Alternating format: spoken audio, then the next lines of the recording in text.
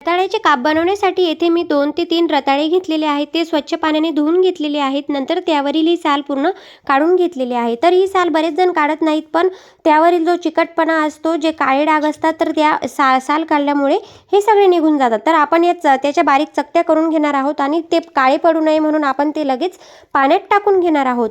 नंतर आपण गॅसवर कढई ठेवली आणि त्यात एक मोठा चमचा तूप टाकून घेतलेले आहे. तूप गरम झाले की त्यात आपण हे रताळ्याचे काप टाकून दिलेले आहेत.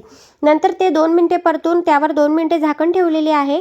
झाकण ठेवल्यानंतर ते आपण उघडले तर आपले छानपैकी असे खालीवर हे तूप लागलेले आहे. नंतर आपण येथे 2 वेलची घेतलेल्या आहेत आणि येथे थोडे ड्रायफ्रूट्स घेतलेले आहेत. काजू बदामाचे काप घेतलेले आहेत. हे तुम्ही तुमच्या आवडीनुसार टाकू शकतात.